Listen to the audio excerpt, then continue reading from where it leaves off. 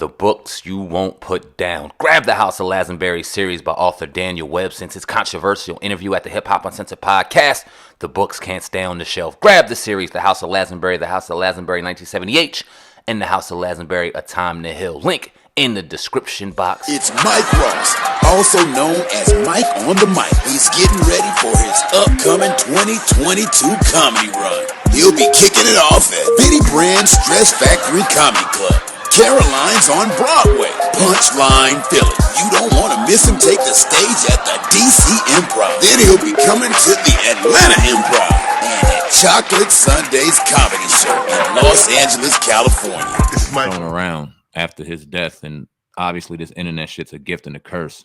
And one of the curses about it is people getting to say whatever they want. And one of the crazy rumors were that you and Big U had something to do with Nipsey's unfortunate murder. Now, we had the pleasure of having Big U on about a year or so ago now. We asked him that very question, and he brushed it off as crazy as it sounded, and saying just even how you could have anything to do when you was sitting right there and you watched the brother's last breath.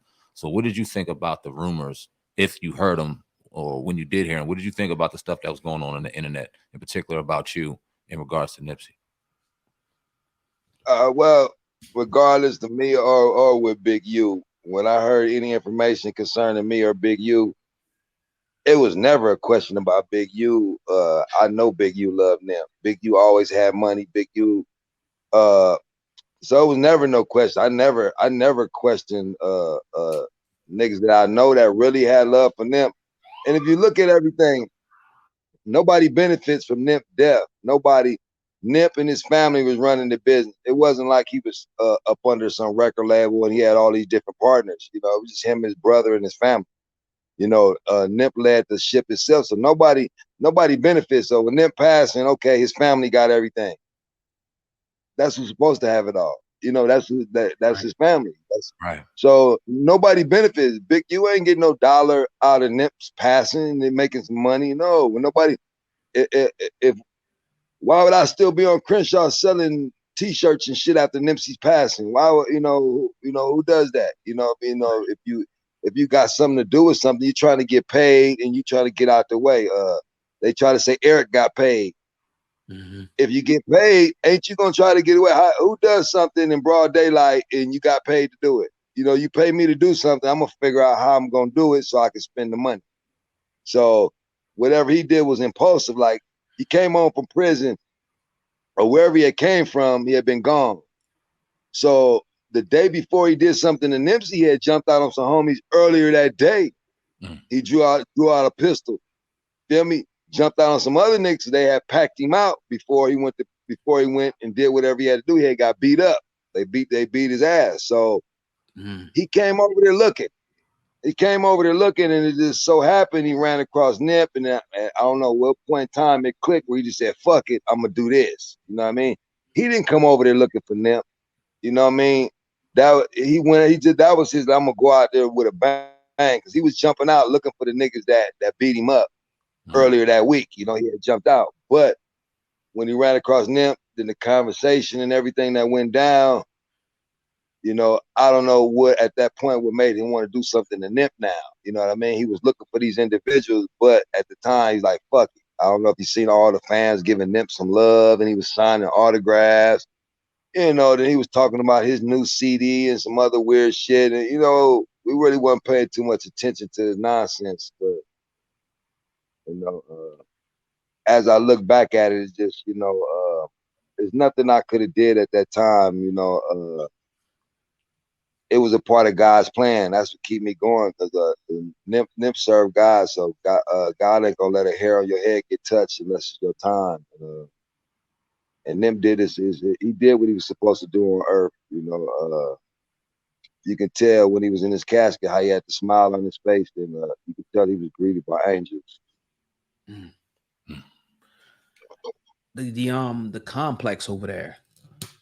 What's the status of that? Because every time we see like it's you know, fences around there. Like, do you know the status of the whole complex over there on a Crenshaw? Yeah, they working on it. They remodeling it. Some people was up there last week hooking up some electrical, getting the gate fixed. Where the gate you can open up the gate now, electric gate or whatever. Yeah, it just ain't the same for me no more. Mhm. You could build it up. You could do whatever you want to do. Hopefully the family, put something there for the youngsters, for the kids or whatever. But without Nip being here, it took the spunk out of everybody. It's just like, man, it snatched the hearts out of everybody. It snatched, it ain't the same. No, the money don't matter. No matter how much. I think I might have made over $1 million in like 1 year after Nip passing. And it wasn't about no money. That the money ain't shit. We was making money before Nip passed. You know what I mean? We was making money. We was making money before Nip. The '60s been rich rolling. We've been having money. I had money, I lost money, had it again, lost it again. You know what I mean? So it was never about the money with us. We accustomed to money. Like I said, I grew up in Winter Hills. My stepdad was a lawyer, my mom a real estate broker. So we were accustomed to having money. We wasn't like I said, it wasn't never about the money. It was just about some youngsters in the hood proving that we could do it. That's all. When everybody thought we were dreaming, we showed them that we really did it. Right. Can you give us an update on Black Sam? Nobody's heard from him. Obviously, we understand why. I don't think I won't want to speak either. You know what I mean? If I had to, be around and witness something like that. Give us a status on how Black Sam is doing, if you can, please. You know what? Nip was the glue. So, after Nip's passing, me and Sam hadn't really been in contact too much. Like after the funeral, has been a kind of that was kind of like a breaking point for the whole team. Everybody took a break. Most of Nipsey's original team came back. I was one of the ones that didn't come back. Like I said, I did everything for Nipsey and Nipsey only. But as far as Nipsey's original team, I'm still in contact with a few of the team members. But the Melrose store will be opening soon, like any day. I think they just announced it on the 19th. It's coming up. The Melrose store is opening up. That's the or it's the dispensary that's opening up. So Black Sam thing was the dispensary. So the marathon trees and all that stuff, that's all Black. That's his little baby right there. Nip was the music. Black, he wanted to get the little greens, the marathon OG. So he's pressing forward with the marathon OG. They got another store on Melrose, which all the workers, they're already there working. They've been working for the last few months. So I would imagine he'll announce the grand opening of that soon.